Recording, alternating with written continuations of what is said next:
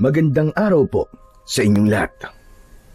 Sa araw po na ito ay isa na namang kwento ng pakikipagsapalaran at kababalaghan ang aking ihahatid sa inyo.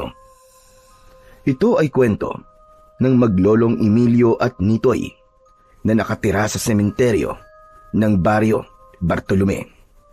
Dahil isang supiltorero ang matandang lalaki, nagpakita sa kanila ang isang sundalong pugot, subalit wala itong ginawang masama sa kanila. Kaya naging palaisipan ang biglang pagpapakita nito, lalo na't ang baryo ay ginugulo at inaatake ng mga aswang na kubot.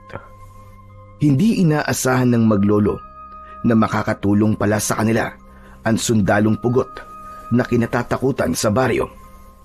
Ano nga ba ang kinalaman ng sundalong pugot sa mga gumagalang aswang sa baryo na yon? May maitutulong ba ito sa kanila? Ano ang magiging papel ng maglolo sa kaligtasan ng mga taga-baryo Bartolome laban sa mga aswang? Ang sagot sa mga katanungang yan ay ating malalaman sa kabuuan ng ating tampok na kwento. Ngunit bago ang lahat, mga idol, huwag po nating kalimutang mag-subscribe at i-hit ang notification bell sa aking YouTube channel na The Voice Addict at Apong Isaak para sa mas marami pang makapigil hiningang kwentong aswang at katatakutan mula sa mundo ng kababalaghan. Umpisahan na po natin ang kwento. Merong bagong kaibigan si Nitoy. Siya si Betong. Ilang linggo pa lang na magkaibigan ng dalawang bata. Dahil bagong lipat lang sina Betong sa baryo Bartolome. Niyaya ni Nitoy ang kaibigan upang ipakilala sa kanyang lolo Emilio. Ano, ayos ka lang ba, Betong? Hindi, Nitoy. Ha? Teka, ano ba nangyayari sa'yo? Bakit parang nanginginig ka yata? Bakit ba kasi tayo nandito, Nitoy? Bakit mo ako sinama dito sa sementeryo? Ngayon ka lang ba nakapunta ng sementeryo, ha, Betong? Hindi naman. Oh, hindi naman pala eh. Bakit parang nanginginig ka dyan? Ano kasi, kuwan eh. Alam ko na. Takot ka siguro sa sementeryo, no? Oo, Nitoy, tama ka. Baka kasi may lumitaw ditong multo eh. Biglang napahagalpak ng tawa si Nitoy sa sinabi na yon ni Betong. Tawang-tawa ito habang pinagmamasdan ni Betong na tila naiinis. Ikaw talaga, Betong, oo. Joke ba yun? Ano bang multo ang sinasabi mo? Di ba sementeryo to? Maraming patay ang nakalibing dito, di ba? Kaya maraming pwedeng magmulto dito. Ikaw talaga, oo. Hindi totoo yun, Betong. Anong hindi totoo sinasabi mo? Kasi nga, matagal na akong nakatira dito sa sementeryo eh. Wala naman akong nakikitang multo. Sinasabi mo lang yan eh. Bahala ka kung ayaw mo maniwala sa akin. Teka nga, anong sinasabi mong matagal ka nang nakatira dito sa sementeryo? Oo nga, matagal na nga kami dito ni Lolo Emilio. Kaya nga kita isinama rito eh, para makilala mo ang Lolo Emilio ko. Dito kasi siya nagtatrabaho. Sepulturero siya dito. Tagalinis din ng mga puntod, tagahukay ng libingan, tagapintura, tagaipon ng mga kalansay, at kung ano-ano pa. O diba ang dami? Nakakatakot naman pala talaga ang ginagawa ng lolo mo. Hindi naman. Saka, sanay na si Lolo Emilio. Kahit ako nga sanay na akong makakita ng mga kalansay dito sa sementeryo eh. Ikaw, gusto mo bang makakita? Ay naku, wag. Ayoko. Hindi ko kaya, natatakot ako sa kalansay. Ang hina naman ng loob mo. Sabi nga nila, kapag daw humahawak ka ng buto ng tao, ay nakakapagpatapang daw yun. Kaya ako, hindi na ako natatakot kasi nga, sanay na ako eh. Minsan nga, ginagawa ko pang bola ng basketball yung bungo ng tao eh. Ano ka mo? Naku, Hindi pwede yun. Eh bakit daw? Kasi nga, maaari kang multuhin ng may-ari ng bungo na yun. Wala, ayos lang yun. Pero wala namang nagmumulto sa akin eh. O kaya, baka di lang niya trip na magpakita kasi alam nilang hindi ako natatakot sa kanila, no? Nitoy, ayoko na rito. Umalis na tayo. Gusto ko nang umuwi sa amin. Hindi pa nga kita na ipapakilala sa lolo ko eh. Halika na, puntahan natin siya. Saan ba yun? Doon lang, ay no, sa banda ron. Halika na. Hinawakan ni Nitoy ang kamay ng kaibigang si Betong upang isama sa kinaroroonan ng kanyang lolo Emilio. Habang naglalakad ang dalawang bata, ay umiiwas si Betong na maapakan ang mga nicho na nadadaanan nila. Samantalang si Nitoy ay may palundag-lundag pa at naglalaro sa ibabaw ng mga nichong dinaraanan niya hanggang sa huminto sila sa lugar na may bakanting nicho. Oh, Nitoy, ba't tayo uminto dito? Sabi ko nga sa'yo, ipapakilala ko sa'yo ang lolo ko, di ba? Inasan siya? Teka, sandali lang at tatawagin ko. Lolo Emilio? Yahoo! Lo, asan po kayo? Wait lang tayo saglit. Lalabas na yun. Mula sa isang bakanting nicho, ay pagapang na lumabas si Lolo Emilio galing sa loob.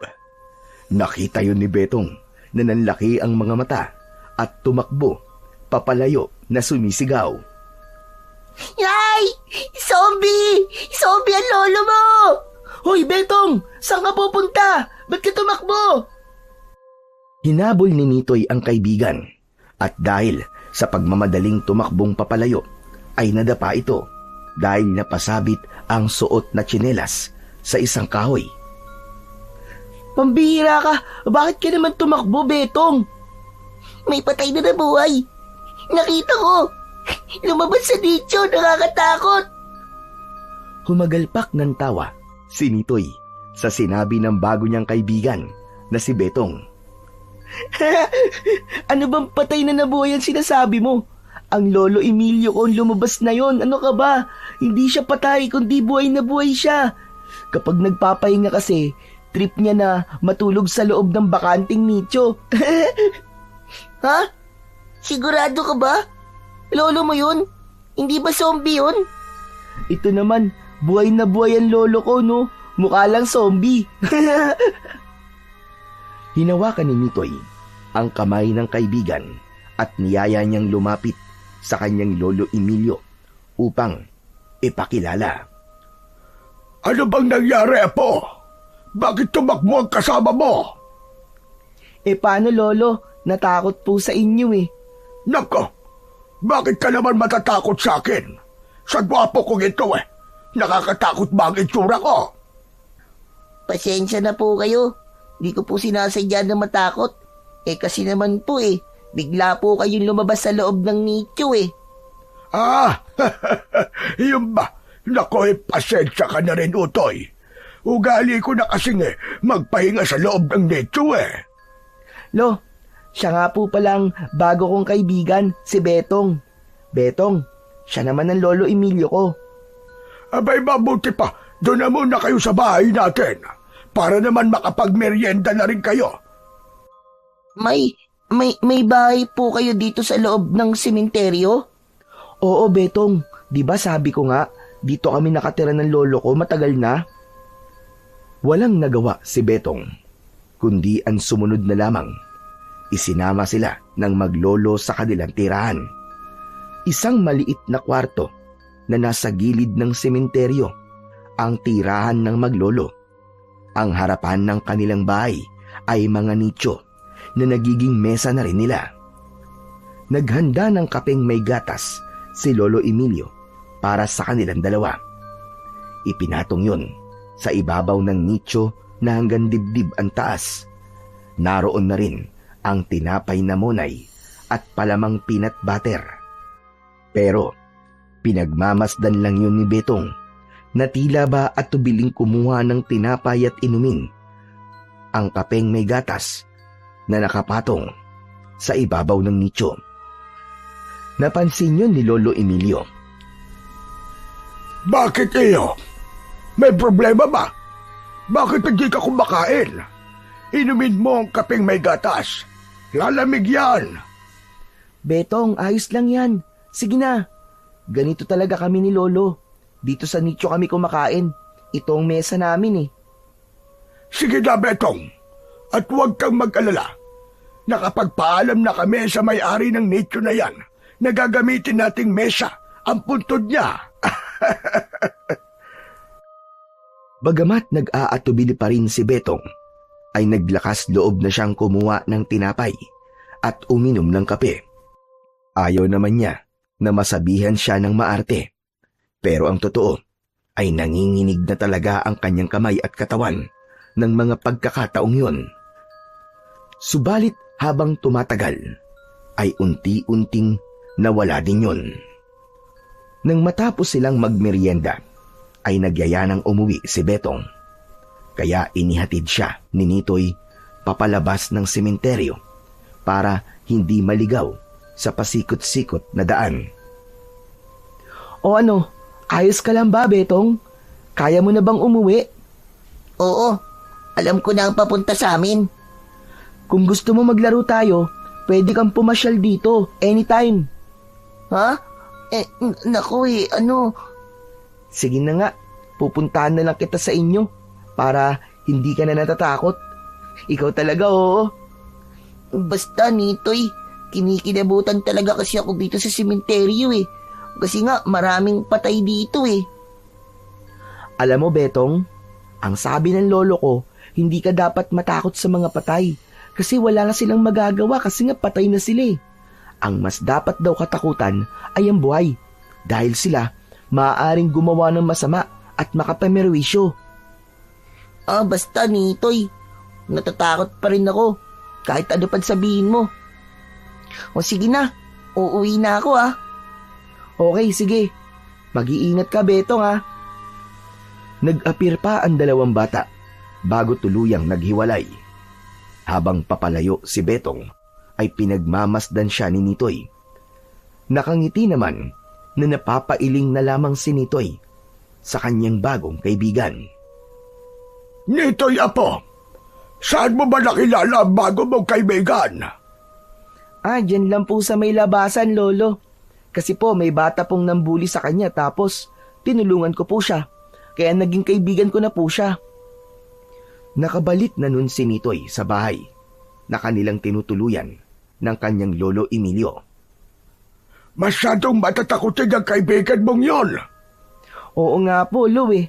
Pero kapag nasanay na po yun sa pagpunta dito sa sementeryo, tsak, mawawala din po ang takot nun. Magiging matapang din. Kung sa bagay, naalala ko pa nung bagong lipat din tayo dito sa sementeryo. Madalas kang umiiyak kapag naiiwang mag-isa dito.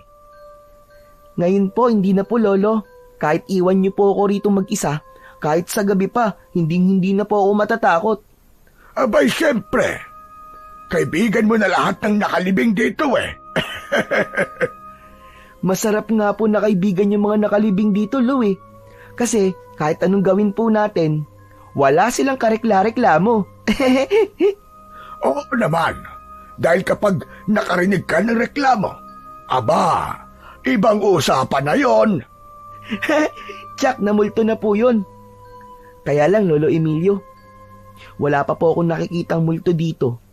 Ako man na po, wala pa rin. Siguro ayaw nilang magpakita sa atin dahil alam nila na hindi tayo matatakot sa kanila. Kaya naisip nila na wag na lang silang magpakita dahil magsasayang lamang sila ng oras. Tama po kayo, Lolo Emilio. Dahil masasayang nga po talaga ang pagod nila. Nagkatawanan na lamang ang maglolo. May 5 taon na ring naninirahan sa loob ng sementeryo at nagtatrabaho bilang all-around sepulturero si Lolo Emilio roon. 5 taon pa lang si Nitoy nang magpasya ang matandang lalaki na doon na tumira dahil wala na rin silang matitiran ng kanyang apo. Hindi tunay na apo ni Lolo Emilio si Nitoy. Iniwan lang sa kanya ang bata ng isang kaibigan. Kaya lang, hindi na ito binalikan. Kaya naman, itinuring na lamang niyang parang tunay na apo si Nitoy at hindi rin yun kaila sa bata. Dahil pinalaki niya si Nitoy sa kung anong katotohanan sa pagkatao niya. Matandang binata si Lolo Emilio. Minsan na siyang nagmahal, kaya lamang sa hindi inaasahang dahilan ay hindi na siya binalikan ng babaeng kanyang pinakamamahal. Naging sumpaan nila na magkikitang muli, kaya lamang hindi na nangyari yon. Wala na rin siyang balita kung anong nangyari sa kanyang kasintahan. Dahil sa pangyayaring yon, ay hindi na muli nagmahal si Lolo Emilio. Pinili na lamang niyang mabuhay na nag-iisa. Hanggang sa dumating nga sa kanya si Nitoy na pinalaki niya at itinuring na tunay na apo. Siya ang nagbigay kulay at kasiyahan sa buhay ni Lolo Emilio. Pagsapit ng umaga ay simula na rin ng trabaho ng matandang lalaki sa sementeryo. Trabaho na tila hindi matapos-tapos. Maayos rin naman ang kanyang kinikita doon. Bukod sa buwan ng bayad bilang caretaker ng sementeryo, ay may mga ekstrang kita din siya sa paglilinis at pagpipintura ng mga puntod doon. Buwanan ang bayad sa kanya ng mga kamag-anak ng nakalibing. Hindi man ganun kalaki, pero kapag pinagsama-sama ay okay na rin. Kaya minahal na rin ni Lolo Emilio ang pagiging sepulturero dahil nakakatulong yun sa pangangailangan nila ni Nitoy sa pang-araw-araw. Kung sisilipin ang loob ng tirahan ng maglolo, ay may mga bagong kasangkapan nito sa loob. Wala rin silang gastos sa renta dahil libre lang ang pagtira nila sa loob ng sementeryo. Binalikan ni Lolo Emilio ang nicho na nilinisan niya kahapon dahil kailangan pa niyang pinturahan yon dahil sa susunod na araw ay nakaschedule yon upang paglibingan. Nagpipintura ng nicho si Lolo Emilio nang patakbong lumapit sa kanya si Nitoy. Lolo! Lolo Emilio! May nasagap akong balita. Ano ba yon? Abe, kay aga-aga, may nasagap ka na naman na chismis din sa mga marites sa labasan. Lolo, alam niyo naman, yun ang almusal ng mga marites, di ba? Bago po sila magkape, ay nagmamaritisan muna sila. Ano bang nalaman mo? May nakita raw po na sundalong pugot ang ulo. Ano ka mo? Sundalong pugot ang ulo? Opo, Lolo Emilio. Saan daw nakita? Dito daw po sa Barrio Bartolome. Naglalakad daw po yung sundalong pugot. Anong ibig din sabihin? Multo yung sundalong pugot na nagpapakita? Ewan ko po, Lo, kung multo po o maligno. Basta, sundalong pugot daw po. Teka lang, bago sa pandinig ko yan na may nagpapakitang sundalong pugot dito sa baryo natin. Oo nga po eh. Isang lalaki daw po yung nakakita. Kaya lang po yung lalaki na nakakita ay hindi na po makausap. Parang nasisiraan na raw po ng ulo. Nagsasalitang mag-isa tapos takot na takot daw po. Yun daw ang epekto doon sa lalaking nakakita, ganun ba? Opo, Lolo Emilio, ganun nga po. Aba, delikado palang makita yung sundalong pugot na yon dahil nasisiraan ng ulo ang makakakita sa kanya. Lolo, baka sadyang mahina lang po yung lalaki. Kaya naman ganun po ang nangyari. Siguro nga, malalaman natin yan kapag sa atin nagpakita ang sundalong pugot na yon. Oo nga po, Lo eh. Kapag bigla po kayo nabaliw, Lolo Emilio, ibig sabihin po, nagpakita na po sa inyo sundalong pugot. Oo nga. Ay, teka, bakit ako? paano kung ikaw ang makakita? Imposible pong makita ko siya, Lolo, kasi ipipikit ko kagad ang mga mata ko para hindi ako masiraan ng ulo. Ikaw talaga, puro kakalokohang bata ka. Pero Lo, totoo po kaya yung sinasabi ng mga marites? Aba, malay ko. Hindi natin alam. Minsan kasi, gawa-gawa lang din ang ganyan para takutin ang mga bata at hindi na gumala sa gabi para umuwi ng maaga sa kani-kanilang mga bahay. Oo nga po, no? Pwedeng ganun din po yun, Lolo. Teka, asa na yung pinabibili ko sa yung sardinas na iluluto ko mamaya?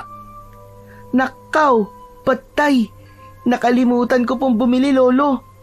Ay nako, ikaw talagang bata ka. Mas inuna mo pa kasi ang makinig sa mga marites kaysa sundin yung utos ko sa'yo. Babalik na lang po ako dun sa tindahan, Lo. O sige na, bumalik ka na at wala tayong uulamin mamaya. Saka huwag ka na muna makiisyoso sa usapan ng mga marites, ha? Para hindi mo na nakakalimutan ang utos ko.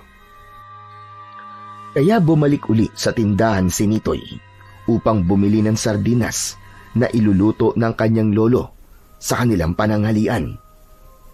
Nang pabalik na siya sa sementeryo, nang may makasalubong siyang dalawang lalaki na tila may hinahanap. Palinga-linga pa ang mga ito. Nakita ng dalawang lalaki si Nitoy, kaya nilapitan nila. Bata, sandali lang. Hindi po bata ang pangalan ko. O sige, Pogi na lang ang itatawag ko sa'yo. Hindi rin po Pogi ang pangalan ko eh. Saka pangalan po yun ng aso eh. Ganun ang pangalan ng aso ni na kapitan eh. Kung ganon, anong itatawag namin sa'yo? Nitoy po. Nitoy po ang pangalan ko, Manong. Nitoy pala ang pangalan mo. Maganda naman pala eh.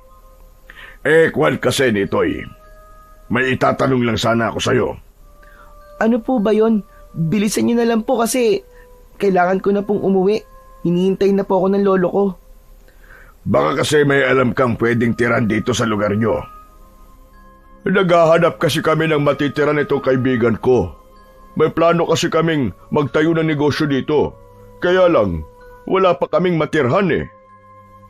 Oo nga, baka may alam kang pwedeng tirahan namin. Yung bang paupahan? Teka, saan nga ba? Isipin ko lang po. Habang kausap ni Nitoy ang dalawang lalaki, ay nakita niya ang kaibigang si Betong na papalapit. Nitoy, buti na lang nagkita tayo. Oh, sino yung mga kausap mo? Betong, nagpapatulong sila sa akin.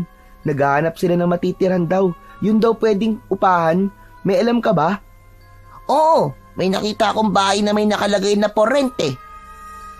Yun, tama-tama. Pwede yun. Maaari mo ba kami samahan, iho? Huwag ka mag-alala. Bibigyan ka na lang namin ng pera. Yun oh, samahan mo na Betong, sayang din yan. Tapos mamaya, ilibre mo na lang ako ah. Sige ba? Tara po, sasamahan ko po kayo dun sa bahay na nakita kong for rent. Nagpaalam na si Betong kay Nitoy para samahan ang dalawang lalaking kanina lang ay kausap ni Nitoy. Sasamahan ito ng kaibigan sa lugar na nagpapaupa ng bahay. May dalang sasakyan ang magkaibigan, kaya sumakay sila doon upang samahan ni Betong. Pagkatapos na samahan ni Betong ang dalawang lalaki, ay nagpaalam na rin siya sa mga ito. Gaya ng ipinangako ng mga lalaki sa bata, binigyan siya ng pera dahil madaling nagkaayos sa usapan tungkol sa bahay na pinapaupahan ay nirentahan yun ng magkaibigang Hermino at Waldo. May mga gamit na rin sa loob ng bahay kaya hindi na nila kailangan bumili pa. Ayon sa nagpapaupa ay nasa ibang bansa ang may-ari ng bahay kaya ito'y pinauupahan na lamang kasama ang mga gamit na naroon. Ayos na itong nakuha nating paupahan, Waldo. May mga gamit na. Kaya bukas na bukas din ay humanap naman tayo ng pwesto para sa ating itatayong business. Oo, sa tingin ko ay tamang lugar itong napuntahan natin. Kahit saan lugar ay tama para sa atin, Herminio. Kung sa bagay, walang maling lugar para sa plano nating negosyo. Inayos na muna ng dalawa ang ibang gamit sa bahay. Pagod ang dalawa, kaya kailangan nilang magpahinga. Kung saan man galing ang magkaibigan, yun ay isang bagay na sila lang ang nakakaalam. Bukas ay sisimulan nilang humanap ng lugar para sa negosyong kanilang bubuksan sa baryo Bartolome. Subalit ng sumunod na araw, ay muling umugong ang bali-balita tungkol sa sundalong pugot na nagpapakita sa baryo na kinatatakutan ng mga naninirahan. Hindi galing kay Nitoy ang balita, kundi si Lolo Emilio mismo ang nakarinig noon. O di ba? Sabi ko na po sa inyo, Lu, hindi yun gawa-gawa lamang ng mga marites. Pero ano kayang kailangan ng sundalong pugot na yon at nagpapakita siya? Saka Lolo, bakit po sundalong pugot ang tawag nila? Dahil nga sa walang ulo, tapos naka-uniforme daw ng pansundalo. Saka may sakbit daw na baril, kaya binansagan nilang sundalong pugot. Pero Lo, kapag walang ulo, di wala ring mata yun. Paano kaya yun nakakalakad kung hindi niya nakikita ang dinadaanan niya? Apo, multo nga siya, hindi ba? Kapag multo, hindi na kailangan magkaroon ng mata dahil magagawa nun ang kahit na ano. Ganun po ba yun, Lolo? Siguro. Saka, ba't ba kailangan problemahin mo pa kung nakakakita ba o hindi yung sundalong pugot na yon?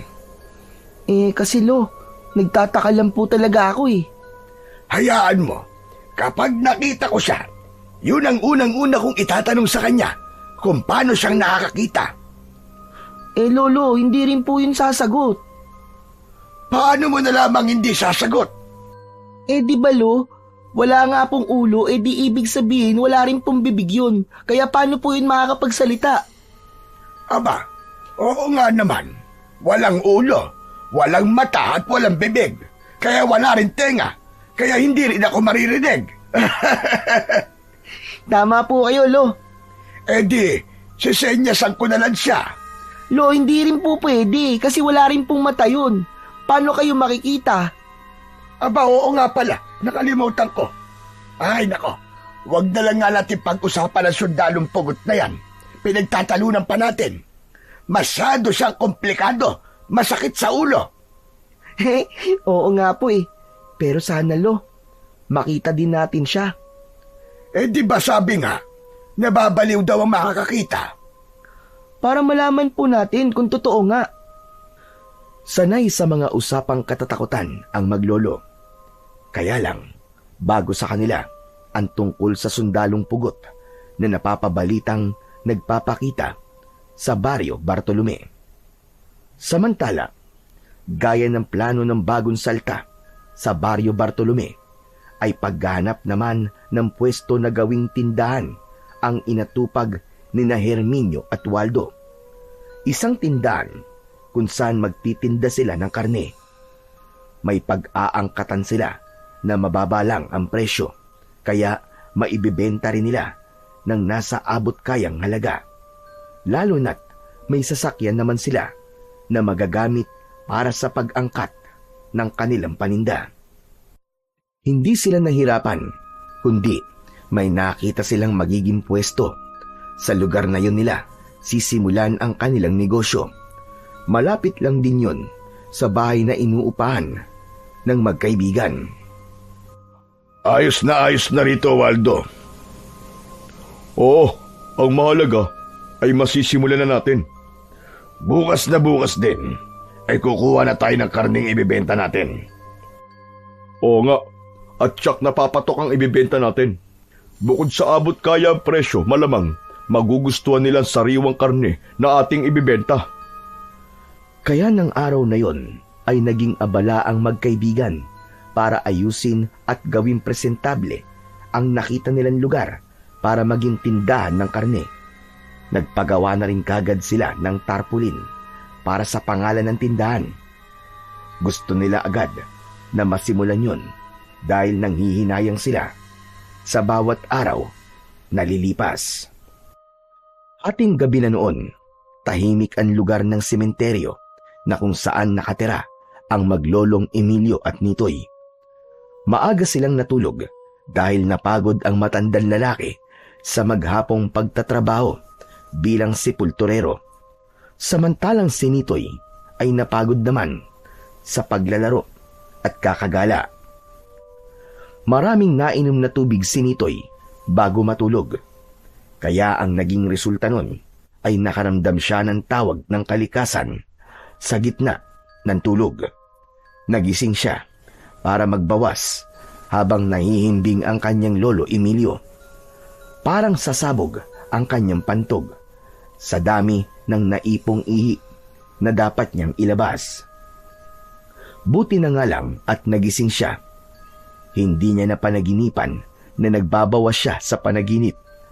Kung nangyari yun, tiyak na mahahataw siya ng kanyang lolo Emilio dahil maiihi siya sa higaan habang natutulog. Kaya pasalamat din si Nitoy na nagising siya. Nasa labas ng tirahan nila ang kanilang kasilyas. Kailangan lumabas pa siya ng kanilang tirahan upang magtungo roon. Dahil nga bata pa at wala namang ibang tao sa sementeryo kundi mga puntod. Kaya hindi na nagpupunta pa sa kasilyas si Nitoy. Sa halip ay kumukubli na lamang siya sa isang nicho para doon umihi. Maraming inilabas na tubig mula sa kanyang katawan si Nitoy. Kinilig pa nga siya pagkatapos na maubos ang laman ng kanyang pantog. Pabalik na siya ng bahay upang ipagpatuloy ang pagtulog nang makarinig siya ng tila tunog ng sapatos. Yabag na tila naglalakad sa ibabaw ng nicho. Teka, may ibang tao dito sa sementeryo? May naglalakad ah. Walang kabang nararamdaman si Nitoy dahil sa narinig niya. Alam niyang tao yun na nagpunta marahil sa sementeryo sapagkat imposibleng patay yun na nabuhay. Walang ganun ayon sa isip niya. Yun din ang laging turo sa kanya ng kanyang lolo Emilio. Sa tagal na nilang nakatira sa sementeryo ay hindi pa nangyayari at wala pa silang nakita na patay na bumangon o lumabas sa nicho. Kaya alam ni Nitoy na buhay ang may-ari ng yabag na kanyang naririnig. Humakbang ng ilang metro ang bata para hanapin ang pinagmumulan ng narinig niyang yabag. Iginala niya ang paningin sa mga nicho na naroon. Medyo may kadiliman ang lugar. Ang bahagyang sikat ng buwan ang nagsisilbing tanglaw sa kabuuan ng sementeryo. Paulit-ulit na iginala ni Nitoy ang paningin niya. Nakarinig siya ng kaluskos, kaya agad na napunta doon ang kanyang atensyon. Kaya lamang nasundan yun ng ngiyaw ng pusa at nakita niya na may hinahabol na daga. Alaga nila ang pusang yun na nakikipagpatintero sa naispatang daga at ginawang laruan. Ganun ang alaga nilang si Munying. Hindi kinakain ng daga kundi ginagawang laruan hanggang sa mapatay ito at saka iiwan na lamang. Dahil walang nakitang kakaiba si Nitoy, kaya nagpasya na siyang bumalik na lang sa bahay nila upang ipagpatuloy ang naistorbo niyang pagtulog. Subalit muli ay narinig niya ang yabag. Tila nakasuot ng sapatos ang lumilikha ng tunog. Minsan pa ay iginala niya ang kanyang paningin sa lugar kung saan ay narinig niya ang yabag. Hanggang sa nanlaki ang mga mata ni Nitoy nang makakita siya ng anino. Buong tapang na humakbang si Nitoy upang alamin kung kaninong anino yon. Bahagya pa siyang yumuko at nagtago sa mga nicho sa kamarahang lumapit sa kinaroroonan ng aninong nasulyapan niya. Subalit, ganun na lamang ang pagtataka ng bata nang biglang mawala ang aninong kanina lamang ay nakita niya. Teka, asan na yun? Kanina lang nakita ko nandito lang ah. Ngayon wala na kaagad. Ang bilis namang makapagtago nun. Teka, delikado to. Mukhang may gusto na namang gumawa ng kalokohan dito sa sementeryo ah. May mga bagong libing pa naman. Baka pinagpaplanuang buksan ng nicho at kunin ng mga alahas ng patay. Yun ang naisip ni Nitoy, lalo na't dati pa ay may nahuli na sila ng kanyang lolo Emilio na mga kawatan sa sementeryo. Nililimas ang mga mahalagang bagay na suot ng namatay o isinama sa kabaong, gaya ng singsing, hikaw, pulseras, mamahaling rilo at maging gintong ngipin ng taong patay ay kinukuha upang pagkakitaan ng mga kawatan. Alaan nyo ah, lagat kayo ngayon sa akin. Tiyak tulog kayo kapag naihataw ko sa inyo tong napulot kong kapirasong kahoy. Hawak na ni Nitoy ang isang kahoy na nakita niya. Yun ang gagamitin niya sa mga magnanakaw sa sementeryo. Muling yumuko si Nitoy upang pumunta sa lugar kung saan may narinig siyang ingay. Naglakad siya nang nakayuko nang mapahinto siya dahil nakita niya na may nakaharang sa kanyang daraanan.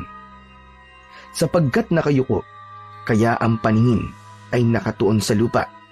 Nakita niya ang isang pares ng paa na nakasuot ng itim na sapatos. Subalit nang iangat ni Nitoy ang kanyang ulo upang tignan ang taong may-ari ng mga paa na nasa kanyang harapan, ay biglang nangalisag ang kanyang balahibo. Pakiramdam niya, tumayo ang kanyang mga buhok sa katawan. Napapasigaw siya pero walang lumalabas na boses sa bibig niya. Biglang nanuyo ang kanyang lalamunan at ang puso niya ay parabang nalunok niya. Hindi siya makapaniwala dahil nasa harapan niya ang sundalong pugot na ilang araw niya nang naririnig na pinag-uusapan ng mga taga-baryo, lalo na ng mga marites. Nakanganga pa rin ang bibig ni Nitoy. Napapasigaw siya pero wala ngang lumalabas na boses. Kaya napatakbo siya papunta sa kanilang bahay.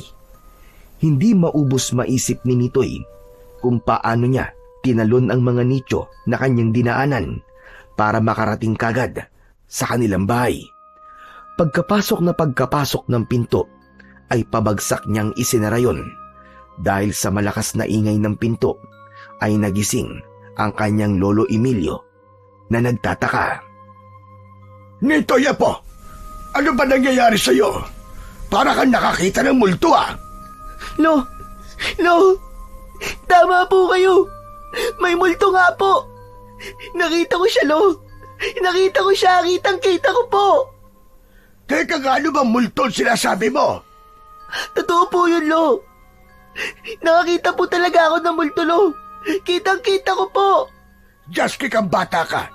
Akala ko ba hindi ka matatakutin? Saka lagi ko sinasabi sa'yo na ang patay hindi na magpapakita at babangon pa sa libingan. Hindi nga po patay na bumangon ang nakita ko, Lo. Kundi multo. Yung multo po ng sundalong pugot. Ano ka mo? Sigurado ka ba sa sinasabi mo? Opo, Lo. Kitang-kita po ng dalawang mga mata ko, Lolo Emilio. Wala po talaga siyang ulo. Pugot nga, di ba? Eh di natural. Walang ulo yon. Kitang-kita ko po talaga siya, Lo. Nasa harap ko po mismo siya. Kaya ba takot na takot ka? Halika. Buti pa samahan mo ko. Gusto ko rin makita ang sundalong pugot na yan. Wag na po, Lo. Wag na po. Baka kung ano pong gawin sa atin ang sundalong pugot na yun. Saka may dala po siya mahabang baril. Baka po barilin niya tayo. Basta, gusto ko siyang makita. Nagpumilit si Lolo Emilio pero pinigilan siya ng apo. Nag-alala kasi ang bata na baka kung anong gawin sa kanila ng sundalong pugot na nakita ni Nitoy. Wag na nga po, Lo. Dito na lang po tayo. Nakakatakot po talaga siya. paano natin malalaman kung bakit siya narito sa sementeryo at nagpakita sa'yo? Baka mamaya may mahalaga siyang pakay, hindi ba? Lo, pugot nga po siya eh. Kaya hindi niyo rin siya makakausap, di ba? Aba, oo nga, no? Kaya hayaan na lang po natin ang sundalong pugot na yun, Lo. Baka nagtitrip lang po yun eh. At baka gustong manakot.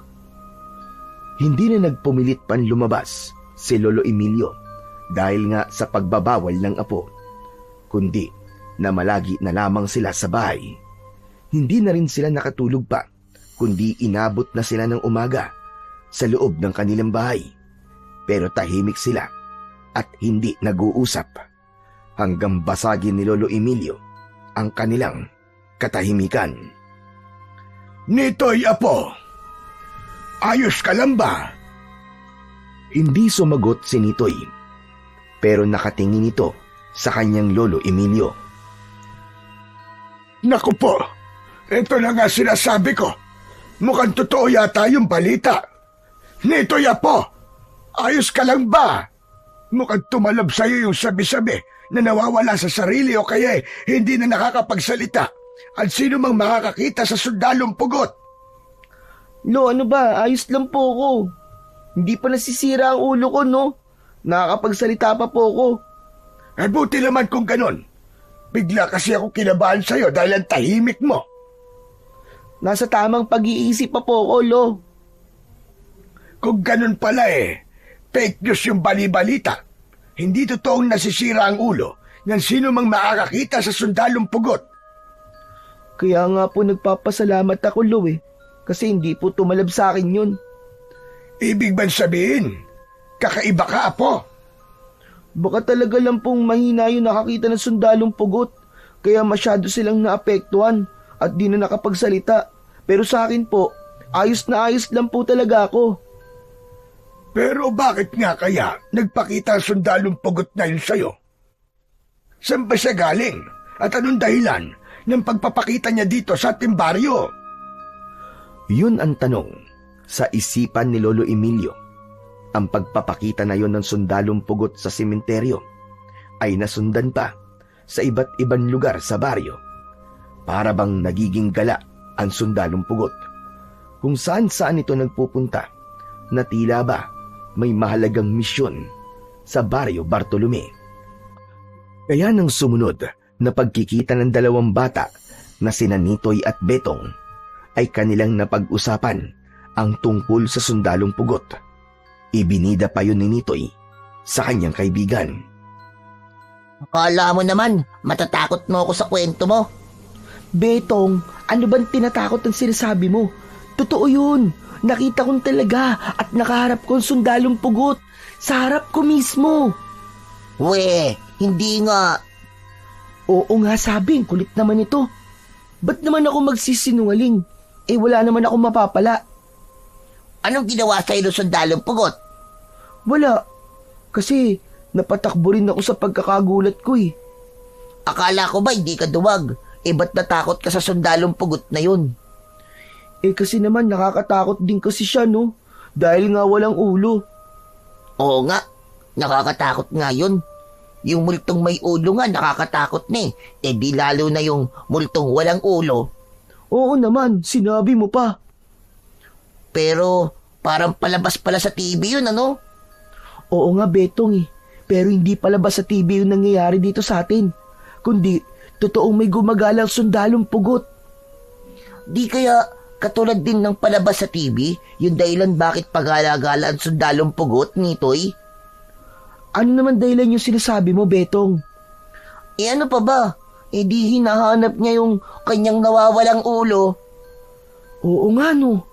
Baka nga nandito sa baryo natin yung ulo niya at titigil lang siya sa pagpapakita kapag natagpuan na niya yung nawawala niyang ulo.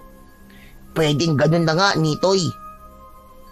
Dapat pala, tulungan na lang natin siyang hanapin yung ulo niya para matigil na rin siya sa pagpapakita at wala nang natatakot sa kanya para manahimik na siya, di ba? Oo, tama ka. Ay, teka, sandali lang, Nitoy. Anong sabi mo? Tutulungan natin siyang hanapin ang ulo niya? Oo, ganun na nga. Ayos ka rin, no? Pati ako, dadamay mo dyan, Ikaw ang nakaisip niyan eh. Kaya ikaw na lang ang tumulong. Huwag mo na akong isali dyan. Pambihira ka, oo. Ito naman ang KJ mo naman. Nitoy, hindi ko kaya yun. Iniisip ko pa nga lang na makikita ko yung sundalong pugot eh. Nagtatayuan na kagad yung mga balahibo ko sa katawan eh. Lalo na kapag totoong nakaharap ko na siya. Baka katapusan ko na yun. Baka bigla na lang ako mag-collapse tapos hindi na ako magising. Ang OA naman ito. Katapusan ka agad. Di ba pwedeng mawalan ka na lang ng malay dahil sa takot mo? Eh kasi nga, baka matigok ako sa tindi ng takot ko. Kaya, ikaw na lang Nitoy, ayoko talaga. Hindi mo ako maaasahan sa ganyan para hanapin ang nawawalang ulo ng isang sundalong pugot, ano? Saka, saan natin hahanapin yun, di ba? Oo nga no. Malaki rin tong Baryo Bartolome. Tsak, may hihirapan tayo. Maliban na lang kung may aksidenteng makakita sa nawawalang ulo nun. Tama na nga yung pag-uusap natin tungkol sa sundalong pugot. Tumatayo na ang mga balahibo ko eh. Ay, siya nga pala, Betong. Nasaan na yung dalawang lalaki na nakausap natin? Eh di ayun, may nakuha na silang bahay na inuupahan nila. Saka may negosyo silang tinayo. Kanina nga nakita ko eh, ando na sila sa kanilang bagong tayong tindahan ng karne. Talaga? Ayos pala no. Pwede pala kaming bumili doon ni Lolo Emilio. At sana may discount. Oo, sigurado yun. Sabihin mo lang kapag bibili kayo ni Lolo Emilio, sasamahan ko kayo para may diskwento kayo. Samantala, sa tindahan pwesto ni na Herminio at Waldo ay may mangilan-ngilan na ring nakakaalam at bumibili ng kanilang karne na inangkat pa sa ibang lugar. Tuwang-tuwa ang mga bumibili dahil nga mura lang nilang mabibili kumpara sa karning itinitinda sa palengke. Kaya naman, madaling maubos ang kanilang paninda. Sa bawat araw na lumilipas ay nadadagdagan ang dami ng kanilang inaangkat upang ibenta. Ayos to, Waldo. Nakikilala na tayo dito sa baryo. Napapaubos na natin ang panindang karne. Tsak, mas dadami pa ang suki natin ngayon dahil ikikwento ng mga taong nakabili sa atin sa kanilang mga kakilala, di ba? Tsak yun, Waldo. Ito ang inaasahan natin dapat mangyari, Herminio. At mukhang di tayo mabibigo. Napangisi na lamang si Herminio sa sinabi ng kaibigang si Waldo. Alam niya ang ibig nitong tukuyin. Tanging sila lang dalawa ang nagkakaintindihan. Hindi lang pagtatayo ng negosyo ang pakay ng dalawa sa Baryo Bartolome, kundi may iba pang rason. Samantala, sa pagtulog ay naging palaisipan kay Lolo Emilio ang tungkol sa nagpapakitang sundalong pugot dahil siya man ay nais makita yon. May kung anong humihila sa isipan at damdamin niya para makita niya ito. Interesado siya. Kaya naman, ng gabing yun, habang natutulog ang apong si Nitoy, ay lumabas siya ng bahay dahil nga nagpakita ang sundalong pugot sa kanyang apo. Umaasa siyang magpakita rin sa kanya yun. May iba ring dahilan kung bakit nagkaroon siya ng interes na makita ang sundalong pugot na kinatatakutan at nagiging usap-usapan. Wala namang masamang balita tungkol sa sundalong pugot na yon. Hindi naman siya namemerwisyo. Yun nga lang, natatakot ang mga nakakakita. Pero sana, magpakita rin siya sa akin. Isa sa dahilan kung bakit gano'n na lang ang kagustuhan ni Lolo Emilio ay dahil sa agimat na maaari nitong ibigay sa kanya, ayon sa kanyang nalalaman. Alam kong hindi lang siya basta nagpapakita, kundi posibleng humahanap din siya ng taong karapat-dapat na pagkatiwalaan ng agimat na taglay niya. Baka nga ang apo ko ang mapalad na yun, kaya lamang natakot at tumakbong pauwi. Kaya kapag sa akin siya nagpakita, itatanong ko talaga ang tungkol sa agimat. Lumabas ng bahay si Lolo Emilio at tumambay siya doon. Ilang oras din siyang nag-abang hanggang sa ganap ng lumiwanag ang buwan. Lumabas ito sa mga ulap na kanina ay tumatakip dito. Subalit sa paglipas ng mga oras ay wala pa ring nangyayari. Walang nakitang anuman si Lolo Emilio hanggang sa makaramdam na siya ng antok. Napapasubsob na siya sa pagkakaupo dahil sa labis na antok. Subalit pilit na pinaglalabanan yun dahil ayaw niyang masayang ang kanyang paghihintay. Kaya lamang pinapapak na ng lamok ang matanda at nakaramdam na rin siya ng pagkainip. Tumayo na si Lolo Emilio upang magpasyang pumasok ng kanyang bahay. Naisip niyang baka hindi na yon magpakita at posibleng sa ibang pagkakataon. Kaya lamang, bigla siyang nakarinig ng tila may nagbubulungan. Ano yun? May ibang tao dito sa loob ng sementeryo. Nawala ang nararamdamang antok ng matandang lalaki dahil sa kanyang narinig.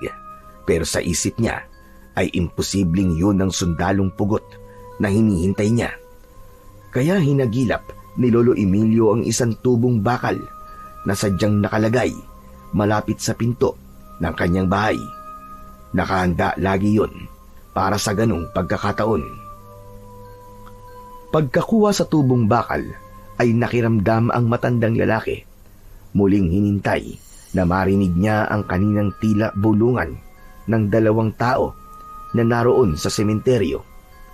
Nang marinig niya uli yun, ay tiniyak niya kung saan lugar nanggagaling. Sa kadahan-dahan itong humakbang papunta sa narinig niyang nagbubulungan. Kitang-kita niya ang 2 nilalang na nasa gilid ng nicho. Buong akala niya ay mga magnanakaw yun ng mga alahas ng patay na nakalibing doon. Subalit hindi yun ang nabungaran ng matandang lalaki, kundi magkapareha ang nakita niya roon. Isang babae at lalaki na nasa kasibulan ng edad. Nakahiga ang babae sa gilid ng nicho habang nakadagan ang lalaki parehas na nakababa hanggang tuhod ang kanilang suot na pang-ibaba. Aba, mga walang hiya kayo! Dito pa kayo gagawa ng kababuyan nyo! Mga damuho kayo! Hindi magkanda-ugaga ang 2 kabataan sa pagtaas ng kanilang suot na pang-ibaba. Nagmamadali ng isinuot yun habang nagmamadali sa pagtakbo papalayo. Mga lokong yon, gagawin pang motel tong sementeryo. Mga wala sigurong pambayad. Kaya kahit dito sa sementeryo ay talo-talo na, pinagtsatsagaan para makaraos lang. Nako, ang mga kabataan nga naman ngayon, wala nang pakialam, wala nang kahihiyan. Napapailing na lamang na naglakad si Lolo Emilio pabalik ng kanyang bahay. Mukhang wala ring pag-asang magpakita pa sa kanya ang sundalong pugot na kanina pa niya hinihintay. Kinabukasan, habang kumakain ng almusal, ay nagtanong si Nitoy sa kanyang lolo. Lo, saan po kayo nagpunta kagabi? Nagising po kasi ako, Lo. Wala po kayo sa higaan nyo eh. Ay, dyan lang sa tabi-tabi. May tinignan lang ako. Tapos ayon, meron nga akong nahuli. Magnanakaw po ba? Hindi, kundi gustong sumalisi at makaisa. Po? Ano po ba yun? Basta, huwag mo nang itanong dahil masyado ka bang bata para doon. Mga kabataang walang magawa sa buhay nila. Yun lang yun. Buti hindi po kayo sinaktan. Kung hindi sila tumakbo palayo, baka silang nasaktan ko. Ang babata pa kung ano-anong kalokohan na ginagawa. Ano nga po bang ginagawa nila sa sementeryo, Lo? Basta. Saka huwag mo nang itanong. Dahil nga sabi ko sa'yo masyado ka pang bata para doon. Bomalabs talaga tong si Lolo Emilio. Anong bomalabs ang sinasabi mo? Ano ba salita yon? Ngayon ko lang narinig yan Lo, bomalabs. Malabo po ang ibig sabihin nun. Malabo? Bomalabs? Aba, tumigil ka na nga sa mga kalokohan mo nito'y. Sabi ko nga, huwag mo nang itanong. Saka malalaman mo rin yon pagdating ng tamang panahon. Paano ko nga po malalaman kung ayaw niyo pong sabihin sa akin? Malalaman mo rin yon pagdating ng araw. Pero Lo, bakit po ba kayo nag-ikot dito sa sementeryo kagabi? Ay teka lang, huhulaan ko Lo. Siguro dahil po sa sundalong pugot no? Gusto niyo rin pong makita yan, di ba? Sinubukan ko lang naman, Apo. Kaya lang wala. Hindi nagpakita sa akin. Ay, hindi po nagpakita sa inyo? Hindi nga Baka hindi niya schedule para magpakita kagabi. Baka nagpahinga. Ayos may schedule din pala ang mga multo kung kailan magpapakita. Oo, siyempre. Di ba? Hindi mo naman siya nakikita gabi-gabi. Tapos, paiba-iba pa siya ng lugar. Pero Lo, bakit niyo po siya gustong makita? Ano po bang kailangan niyo sa kanya? Apo, dahil sa isang agimat. Ano po? May agimat pong sundalong pugot? Aba, hindi natin alam. Pero posibleng meron. Sayang pala. Dapat hindi ako natakot sa kanya. Baka nga may ibibigay siya sa akin. Yun nga ang dahilan. Kaya sinubukan ko kagabi kung makikita ko siya. Hayaan niyo po, Lo. Sa susunod na magpakita ulit siya sa akin, hindi na po ako matatakot sa kanya. Promise. Yun ay kung magpapakita pa sa'yo. Ang alam ko kasi, Apo, minsan lang siya nagpapakita sa isang tao. Hindi naman po siguro. Pero malalaman po natin yan, Lolo Emilio. Sa pagtatapos ng pag-uusap ng maglolo, ay kapwa sila umaasa na magpapakitang muli ang sundalong pugot dahil sa inaasahan nilang mahalagang bagay na maaari nilang makuha dito. Kapag nangyari yon, ay magiging malaking tulong sa kanilang maglolo. Subalit, hindi lang ang pagpapakita ng sundalong pugot ang nagbigay ng ligalig at takot sa Baryo Bartolome. Dahil ng sumunod na araw, ay naging usap-usapan naman ang tungkol sa pag-atake na rin ng aswang sa naturang baryo. Totoo ba sinasabi mo, Apo? Opo, Lolo Emilio. Hindi daw po to fake news. Kundi totoo po. Kasi nga, pinag-uusapan na ng mga taga rito sa baryo. Baka naman, mga marites lang ang nag-uusap na yan. Hindi po, Lo. Pati nga po yung mga lalaki. Tapos narinig ko po na dapat daw sila magkaroon ng ronda dahil sa biglang panggugulo ng mga aswang. Mabagin langit. Ano ba nangyayari dito sa Baryo Bartolome na dati tahimik at payapang naninirahan ng mga tao? Mukhang dinadayo na po ng mga maligno at impacto ang baryong to, Lolo. Yun na nga nakakabahala, Apo. Bigla na lang naligalig itong baryo natin. Lo, dapat na rin po tayo mag-ingat. Baka mamaya, bigla na lamang po tayong atakihin ng aswang. Basta, Apo, ako ang bahala sa'yo. Hindi ka mapapakialaman ng kahit na anong klase ng aswang. Matagal nang naninirahan ang maglolo sa Baryo Bartolome. Kaya naman, hindi makapaniwala ang matandang lalaki sa problemang kinakaharap nito ngayon. Napamahal na rin sa kanya ang nasabing lugar, kaya siya man ay nag-aalala para sa kaligtasan ng mga taga rito. Minsan, inabutan ng dilim si Nitoy sa pakikipaglaro. Naglalakad siya papauwi nang hindi inaasahan ay nakita niya ang magkaibigang Herminio at Waldo. Bumaba ang dalawa ng kanilang sasakyan at may ibinabaring sako na puno ng laman. Alam ni Nitoy na pagtitinda ng karne ang negosyo ng magkaibigan. Kaya lamang ay may naramdamang kakaiba ang bata. Nagduda siya sa kung anong laman ng sako na ibinaba ng dalawa. Kaya hindi muna umuwi si Nitoy. Gumawa siya ng paraan upang makalapit sa tinitirahan ng dalawa. Dahil nagtataka ang bata sa kung anong dala ng dalawang lalaki na ipinasok sa loob ng bahay. Kaya nag-antabay siya ng mga susunod na mangyayari. Nakakubli siya sa pader malapit sa kusina habang nakasilip sa loob ng bahay. Ganun na lamang ang gulat at panlalaki ng mga mata ni Nitoy nang buksan ni na Herminio ang sako at ilabas ang laman noon. Mga sariwang karne ang laman ng sako. Namumula pa ang mga ito. Naisip ni Nitoy na pagbibenta nga pala ng karne ang negosyo ng dalawa, kaya wala siyang dapat ipagtaka.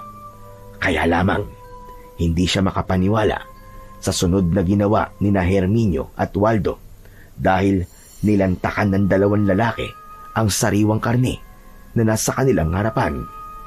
Biglang sumama ang pakiramdam ni Nitoy sa kanyang nakita. Naduduwal siya dahil sa pandidiri sa ginawang paggasab ng mga ito sa sariwang karne. Makikita sa mukha ng dalawang lalaki na tila sarap na sarap pa sa kanilang kinakain. Nag-usap pa ang mga ito habang kumakain. Kung ano ang mga karning matitira, yun ang ibebenta natin bukas. Tama ka. Kaya hindi tayo dapat mawala ng sariwang karne, Herminio. Dahil tsak na magugutom tayo. Kaya lamang, nagsasawa na rin ako sa karne ng hayop. Ibig mo ba sabihin sariwang karne ng tao na ang gusto mo? Ganun ba? Mas malinamnam yun. Alam mo yan. Kailangan pa natin makiramdam dito sa Baryo Bartolome. Mahirap na kung magpapadalos-dalos tayo ng kilos. Pero pasasaan ba? Magagawa rin natin ang tunay nating pakay sa baryong ito. Marami tayong mapapakinabangan dito. Saka nandito tayo dahil tayo ang unang pinadala ng ating mga kauring aswang na kubot para alamin ang sitwasyon dito. Tama ka, Waldo. Dahil ito ang lugar na ating sasakupin upang lumipat dito ang iba nating mga kalahi. Dahil patuloy natin palalawakin ang ating lahi, ang pagpaparami ng mga aswang na kubot. Sasakupin natin ang bawat bayan. Aswang kubot ang mamamayani sa kahit saan lugar dito sa daigdig. Sige, ituloy lang natin ang pagkain. Gaya ng ibig mo, kapag nagsawa na tayo, sariwang karne naman ng mga taga rito sa Baryo Bartolome ang ating pagpipiestahan.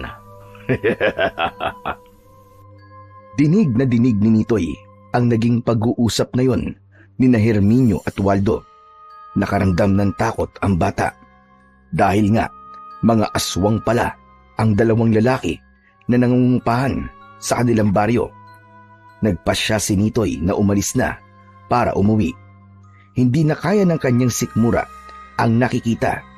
Kaya lamang dahil sa pagmamadali para makaalis ay hindi sinasadyang tamaan ng kanyang paa ang isang kahoy na nakaharang sa kanyang daraanan. Dahilan upang makalikha siya ng ingay. Ano yun? May ibang tao? May nakakita sa ginagawa natin?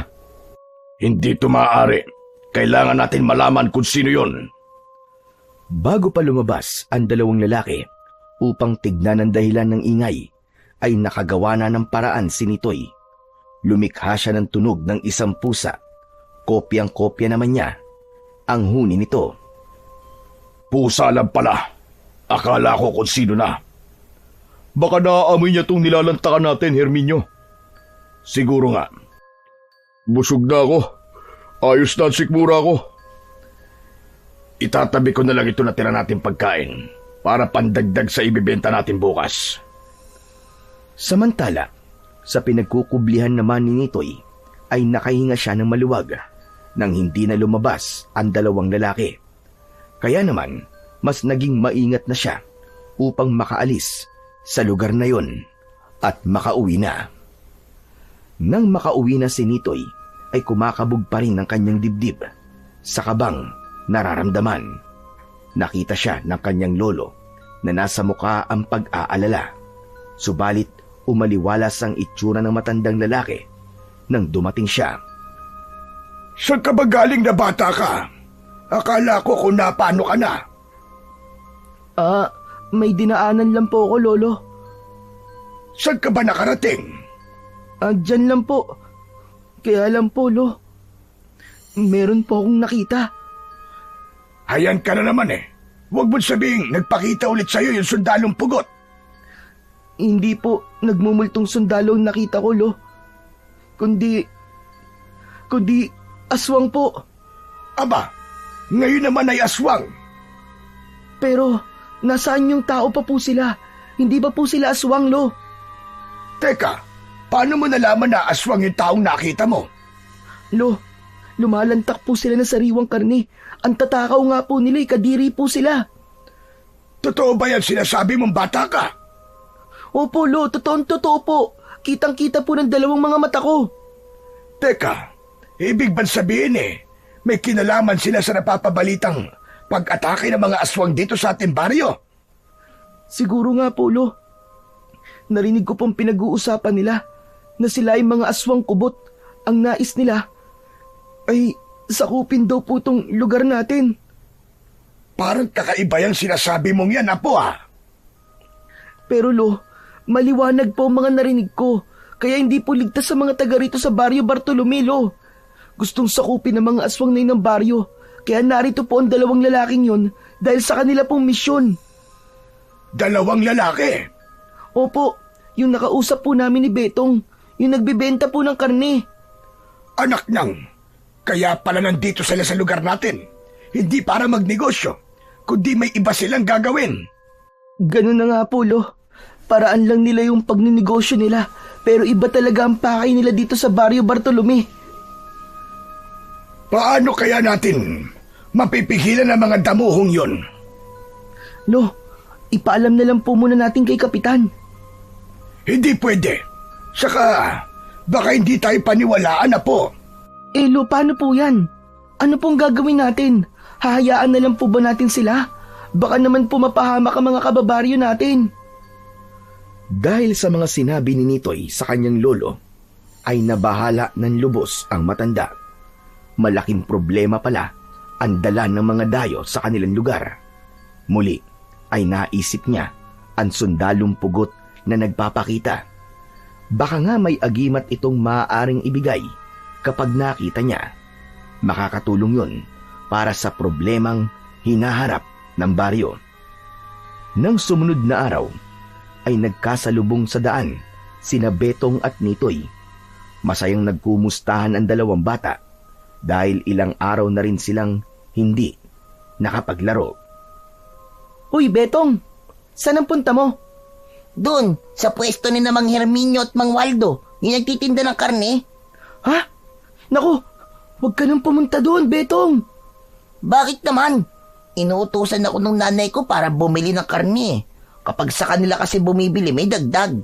Kasi nga, kaibigan ko rin sila. Di ba? Ako ang tumulong sa kanila para makahanap ng matitirahan.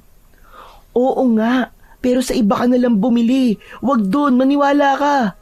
Bakit nga kasi? Hindi alam ni Nitoy kung paano sasabihin sa kanyang kaibigan ang kanyang natuklasan. Alam niyang matatakotin si Betong at hindi makakabuti kung ipapaalam niya ang totoo sa pagkatao ng dalawang dayo. Basta, huwag ka nang bumili sa kanila. Saka huwag ka nang makikipag-usap sa mga yun, ha? Pambihira, ang labo mo naman, Nitoy. Bakit nga? Sabihin mo sa akin. Kuwan kasi, marumi. Tama. Marumi yung mga tinda nila. Paano mo naman nalaman? Kasi narinig ko nga yung pag-uusap nila. Kaya huwag ka nalang bumili doon. Baka mamaya magkasakit pa kayo kapag yung binibenta nilang niluto nyo. Ganon ba? Kaya pala mura lang ang benta nila, no? Madumi pala yun. Oo nga, baka nga mga double dead yun eh. Sabi ng lolo ko yung karne ng namatay na hayop dahil sa sakit. Tapos pinapatay nila uli yun at kinakatay para ibenta. Yak, kadiri naman. Patay na tapos kakarnihin pa. Kaya huwag ka nang bumili dun, ha? At huwag ka nang pupunta dun. Paano yan? Maraming bumibili sa kanila dahil mura nga lang. Huwag kang mag-alala. Tsak, mabibisto rin ang kalokohan nila. Kapag nangyari yun, baka makulong pa sila. Salamat, Nitoy, sa sinabi mo, ha? Hayaan mo. Hindi na ako bibili sa kanila kahit kailan. Dapat lang. O sige na, may pupuntahan pa kasi ako eh. Ay, siya nga pala. Kailan ulit tayo maglalaro, Betong? Bahala na. Kapag gusto mo maglaro, puntahan mo lang ako doon sa bahay namin, ha? Sa sementeryo? Oo, ikaw talaga, hindi ka pa rin nasasanay. Ewan ko, kinikilabutan kasi ako kapag nakakakita ako ng mga nicho eh. Sanayan lang yan, Betong. Basta, maglaro na lang ulit tayo sa susunod, ha? O sige, Nitoy. Bibili na muna ako ng karne pero hindi na doon kinamanghirin ninyo. Kadiri pala ang tinda nila eh. Iniwan na ni Betong si Nitoy. Nakamasid sa kaibigan habang papalayo ito. Nakahinga siya ng maluwag dahil nakumbinsi niya yun para umiwas kina Mang Herminio at Waldo. Nag-alala rin kasi siya para sa kanyang kaibigan, lalo na't mga aswang ang dalawang magkakarne at maaaring gawing biktima si Betong. Kinagabihan, muling nag-antabay si Lolo Emilio sa sundalong pugot. Nagbabakasakali siya na maligaw uli yun sa sementeryo. Nag-abang ang matandang lalaki sa harap ng kanilang bahay, habang ang apong si Nitoy ay natutulog sa loob. Dahil sa tagal ng paghihintay, ay nakaramdam na ng matinding antok si Lolo Emilio. Subalit biglang nawala ang antok niya nang makarinig siya ng mga sitsit. Madilim ang kabuuan ng sementeryo. Ang liwanag mula sa poste ng kuryente na nasa loob ng lugar na yon ay hindi sapat upang magbigay ng mainam na liwanag. Mula sa kinauupuan ay tumayo ang matandang lalaki. Iginala sa panigid ang mga mata upang hanapin ang pinagmulan ng narinig na sitsit. Pero wala siyang makita. Subalit naulit ang sitsit na kanyang narinig. Galing yun sa gawing likuran ni Lolo Emilio. Sa paglingon niya ay gano'n na lang ang pagkislap ng kanyang mga mata nang makita kung kanino galing ang sitsit na narinig. Isang magandang babae ito na may mahabang buhok. Manipis ang suot na damit, kaya naman aninag ang magandang hubog ng katawan dahil sa liwanag ng ilaw mula sa poste. Napalunok si Lolo Emilio habang pinagmamasdan ang kagandahan na nasa kanyang harapan. Unti-unting lumapit sa magandang babae ang matandang lalaki. Matamis ang pagkakangiti sa kanya ng babae. Mabagin langit, grasya ba itong nasa harapan ko o disgrasya? Nakakapanggigil ang katawan at sarap papakin. May anong kakaibang init at kilabot na nararamdaman si Lolo Emilio habang ang mga mata niya ay binubusog sa karikitan ng babaeng kaharap. Isang matamis at mapang-akit na ngiti lamang ang makikita sa mukha ng babae at hindi siya nagsasalita. Subalit ang mga aksyon nito ay tila nagpapahiwatig na lapitan pa siya. Pambihira! Nanunukso talaga ang babaeng ito. Ngayon lang uli ako kinilabutan at kinilig ng ganito. Papatulang ko na ba ito? Nanginginig na may halong pananabik ang nararamdaman ng matandang lalaki. Nakipagtitigan ng babae kay Lolo Emilio. Inilahad ng babae ang dalawang kamay na tila sinasabi sa matanda na lapitan siya at hawakan ang kanyang kamay. Kaya lang, pinipigilan ng matanda ang kanyang sarili dahil hindi niya alam kung ano ba talagang kailangan ng babaeng yon. Subalit bago pa nakahakbang ng papalapit si Lolo Emilio sa babae, ay biglang gumalaw at nagtaasan ang mahahaba nitong buhok. Tila nagkaroon ng buhay ang mga buhok ng babae. Kasunod noon ay ang pagbabago ng muka. Naging mabalasik at matalim ang mga titig ng namumulang mga mata. Kasunod ang paghagikgik na tila ba nababaliw. Nasindak si Lolo Emilio at napaurong.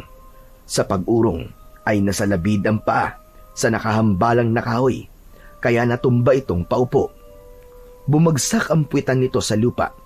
Napangiwi ang matanda dahil nasaktan. Habang ang babaeng kanina lang ay saksakan ng ganda, ay nagmistulang isang halimaw. Isa siyang uri ng aswang kubot na handang umatake kay Lolo Emilio. Ang nagtaasang gumagalaw na buhok ng babae ay tila mga ahas na naghahanap ng matutuklaw, habang ang mga kuko sa kamay ay humaba na handang mangalmot. Unti-unting lumalapit ang aswang kubot sa matandang lalaki. Habang nakasalampak sa lupa ay umuurong naman si Lolo Emilio, hanggang sa hindi na niya magawa pang umurong dahil nakaharang na sa gawing likuran niya ang isang nicho. Kaya ang kailangan niya ay tumayo upang makatakbo papalayo. Subalit nang gagawin na yon ng matandang lalaki ay lalo pang humaba ang mga buhok ng aswang kubot at pumulupot ito sa binti ni Lolo Emilio. Hinawakan ni Lolo Emilio ang buhok ng aswang na pumulupot sa kanyang binti. Subalit mahigpit ang pagkakapulupot nito at nahihirapan siyang alisin, hanggang ang iba pang humahabang buhok ng aswang ay pumulupot na rin sa iba pang bahagi ng katawan ng matandang lalaki. Maging sa kanyang leeg ay humigpit na rin ang pagkakapulupot nun, kaya nasasakal na rin siya. Nawalan na ng pag-asa ang matandang lalaki. Pakiramdam niya ay katapusan niya na ng mga sandaling yon. Subalit namangha siya nang huminto ang aswang kubot sa pag-atake, kundi may pinagmasdan nito mula sa kanyang likuran. Unti-unti ring lumuwag ang pagkakapulupot ng buhok ng aswang kubot sa katawan ni Lolo Emilio, hanggang magkasunod na putok ng baril ang umalingaw-ngaw at tumama yon sa katawan ng babaeng halimaw. Nanlalaki ang mga mata ni Lolo Emilio sa nangyari. Bumulagta ang aswang kubot at agad ding namatay pagkatapos tamaan ng bala ng baril. Napatayo ang matandang lalaki upang alamin kung sino ang nagligtas sa kanya. Lalo lang nagulat at hindi makapaniwala ang matandang lalaki nang malaman niya kung sino ang pumatay sa aswang at nagligtas sa kanya. Teka! Ikaw? Ikaw ang nagligtas sa akin? Walang sagot na narinig si Lolo Emilio sa nilalang na nasa kanyang harapan. Subalit sa isipan niya ay tila naririnig ni Lolo Emilio ang sinasabi ng nilalang na yon. Tila pinararaan sa kanyang isipan ang pagsagot sa kanyang tanong. Salamat sa pagliligtas mo sa akin. Hindi ko inaasahan na magpapakita ka ngayon sa akin, Sundalong Pugot. Natuldukan ng ilang araw na paghihintay ni Lolo Emilio dahil nangyari na rin ang kanyang inaasam. Nagpakita na sa kanya ang Sundalong Pugot na maraming beses nang napapabalita na gumagala sa Baryo Bartolome. Hindi lang ito basta nagpakita kay Lolo Emilio, kundi iniligtas pa siya nito sa tiyak na kamatayan. Hindi ko alam kung paano kitang mapapasalamatan, kaibigan. Mula sa isipan ay tila narinig ni Lolo Emilio ang sagot sa kanya ng Sundalong Pugot. Ito ang paraan ng Sundalong Pugot upang makipag-usap. Ginagamit niya ang isipan ng taong kanyang kaharap upang ipaalam ang kanyang gustong sabihin. Alam kong may dahilan kung bakit ka gumagala dito sa baryo. At ipinakita mo yun ngayon. Iniligtas mo ko sa aswang. Kaya humihingi ako ng tulong sa iyo, kaibigan. May problemang hinaharap ang lugar na ito laban sa kampon ng mga kadiliman. Muli ay sumagot sa pamamagitan ng isipan ni Lolo Emilio ang Sundalong Pugot.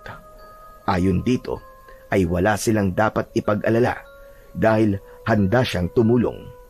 May mga tanong pa sana si Lolo Emilio, kaya lamang tumalikod na ito at naglakad papalayo hanggang sa ganap ng kainin ng dilim at hindi na niya nakita pa. Hindi pa rin siya makaalis sa kanyang pagkakatayo dahil hindi pa rin siya makapaniwala sa mga nangyari. Pambihira! Kakaiba ito! Hindi pa rin ako makapaniwala! Pausap ng matandang lalaki ang kanyang sarili. Bumubulong-bulong ito ng bagyang nagulat nang makarinig ng tawag. Naroon ang apo niyang sinitoy at nilapitan siya. Lo, ano po nangyari sa'yo? Nagising po ako dahil nakarinig po ako ng putok ng baril eh. Akala ko po may gulo na nangyari dito sa sementeryo. Kanina meron na po, pero tapos na. Ha? Ano po nangyari? Ang aswang kubot, inatake ako. Hayan siya oh. Sabay turo ni Lolo Emilio sa binagsakan ng aswang. Subalit wala na ito. Ha? Nasaan po? Wala naman po ah. Aba, kanina lang nariyan ang patay na aswang. Binaril siya ng sundalong pugot na siyang nagligtas sa akin. Po, iniligtas po kayo ng sundalong pugot? Ibig sabihin, nagpakita na rin po siya sa inyo? Tumango si Lolo Emilio sa tanong ng apo. Niyaya na lamang niya na umuwi na sila. Malalim na ang gabi at kailangan na nilang magpahinga. Lo, wala pa kayong kinikwento sa akin. Sa bahay na lang, apo. Sasabihin ko sa iyo ang buong pangyayari. Promise po yan ha. Gusto ko po malaman kung paano po kayo inatake ng aswang at kung paano po kayo iniligtas ng sundalong pugot. Dahil hindi siya titigilan ng apo, kaya pagdating sa bahay ay saka ikinuwento ni Lolo Emilio ang buong pangyayari. Detalyado ang ginawa niyang pagkikwento, lalo na't sariwa sa alaala niya ang mga nangyari ng gabing yun. Ibig hubang sabihin, tagapagtanggol po ang sundalong pugot na yun? Ewan ko, apo. Hindi ko rin alam. Pero sabi niya, hindi daw niya tayo pababayaan. Nakausap niyo po? Di po ba wala naman siyang bibig? Wala siyang ulo? Oo, pero nakikipag-usap siya sa pamamagitan ng isip. Talaga po? Ang astig naman.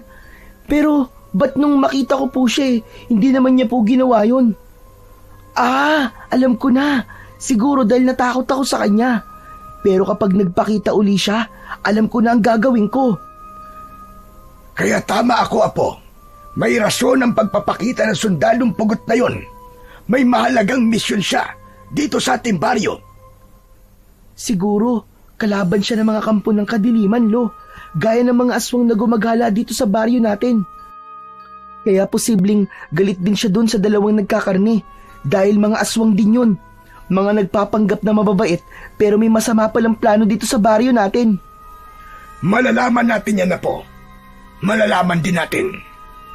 Kung ganun po, Lo, dapat maging kaibigan natin ang sundalong pugot na yun.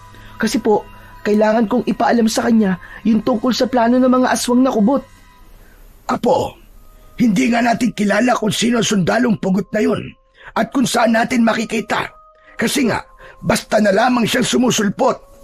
Eh di, mag-abang po tayo lagi dito sa sementeryo kasi baka magpakita ulit sa atin. Sana nga, dahil marami pa rin akong gustong itanong sa kanya. Gaya ng nasabi ko na nakikipag-usap siya sa pamamagitan ng isip. Mag-uumaga na nang makatulog ang maglolo pagkatapos ng kanilang pag-uusap. Dahil sa mga nangyari, ay lalo silang nagkaroon ng interes na muling makita ang sundalong pugot para sa iba pang mga bagay na dapat nilang malaman. Napuyat ang maglolo, kaya hindi sila nagising ng maaga kinabukasan. Magtatanghali na nun. Kagigising lang nila nang may marinig na umiiyak. Naroon sa labas ng kanilang bahay. Lo, may nangyari na naman po yata. Oo nga, merong umiiyak. Lumabas ang maglolo upang alamin kung sino ang umiiyak. Pagbukas nila ng pinto ng kanilang bahay, ay nabungara nila si Betong na nakayuko. Siya ang umiiyak. Oh, Betong, ano nangyari sa'yo? Ba't nandito ka? Di ba natatakot ka sa mga nicho? Bakit napadpad ka rito? Hindi ko kasi alam kung saan ako pupunta nito eh. Kaya naisip ko, dito na lang pumunta. Nilakasan ko na lang ang loob ko. Bakit iyo? Ano ba nangyari sa'yo? Kagabi po kasi biglang may dumating po sa bahay namin. Sinalakay po kami ng halimaw. Ano ka mo? Halimaw? Anong klaseng halimaw, Betong? Aswang. Isang babaeng aswang. Pinatay po niya ang nanay ko at kapatid ko. Ha? Pareho sila? Oo, Nitoy. Nakita ko kung paano niya patayin si nanay at ang kapatid ko. Buti nga nakapagtago ako at hindi niya ako nakita eh. Kung nakita ako siguro doon, baka pati ako, pinatay na rin. Anong klaseng halimaw ang pumatay sa nanay at kapatid mo? Isang babaeng aswang po. Mahaba po ang buhok tapos gumagalaw. Yung buhok ng aswang ang pumatay sa kanila. Pumulupot ang buhay na buhok ng aswang sa nanay ko at kapatid ko. Tapos hanggang sa hindi na po sila makahinga. Tapos tinangay rin po niya. Hindi ko nga po alam kung saan dinala eh. Aswang kubot. Yun ang aswang na pumatay sa pamilya mo. Bakit niyo po nasisiguro, Lolo? Yun din ang aswang na umatake sa akin. Posibleng siya din yun. Pero sabi niyo po, patay na po ang aswang na yun. Oo nga, baka pagkatapos na patayin ang pamilya ni Betong, saka nagtuloy dito sa sementeryo. Siguro, tayo naman ang gusto niyang patayin. Yun nga lang, nabigo siya. Dahil po sa sundalong pugot. Oo, Nitoy, na siyang nagligtas sa akin. Teka, iniligtas po kayo ng sundalong pugot? Bakit, Betong? May alam ka ba tungkol sa kanya? Kuwan po kasi. Narinig ko lang din. Sabi nila, iniligtas din daw po sila ng isang taong pugot. Kung ganun, tama po kayo, Lolo. Talaga palang, kaya nagpapakita ang sundalong pugot ay para maging tagapagtanggol dito sa baryo natin. Hindi siya nagpapakita para manakot lamang. Kung wala na ang nanay at kapatid mo, saan ka na ngayon, Betong? Yun nga po eh. Hindi ko rin po alam. Wala po kasi akong kakilalang ibang kamag-anak namin na malapit lang dito. Yung iba po nasa malayong probinsya at mahihirap lang din po. Lo, ano po kaya kung dito na lang po sa atin si Betong? Dalawa lang naman po tayo dito eh. Okay lang naman sa akin yun, para may makakasama ka rin. Pero baka ayaw ni Betong. Ayos lang po sa akin. Mag-iinarti pa ba ako? Wala na nga po akong mapupuntahan. Pero di ba Betong, sabi mo, takot ka sa mga nicho? Oo nga. Pero siguro masasanay din ako. Dito ka na sa amin, Betong. Ayos na ba? Opo, Lolo Emilio. Maraming salamat po sa inyo ni Nitoy. Ang bait-bait niyo po. Wala yon, Betong. Saka kaibigan ka ng apo ko. Kaya siyempre, hindi kita maaaring pabayaan. Saka Betong, huwag ka mag-alala. Gaganti tayo dun sa aswang kubot na pumatay sa nanay at kapatid mo. Ang sabi ni Lolo, isang aswang kubot ang pinatay ng sundalong pugot. Pero tiyak, may iba pang mga kasamaan yun. Tayo ang papatay sa kanya. Nakatingin lamang si Betong sa maglolo, pero gusto niya ang sinabi ni Nitoy. Nais niyang makaganti sa aswang na pumatay sa kanyang mga mahal sa buhay. Dapat mabigyan ng hustisya ang naging kamatayan ng mga ito. Samantala, alamin naman natin ang ginagawa ng mga taong isa sa dahilan ng mga nangyayaring kaguluhan sa Baryo Bartolome.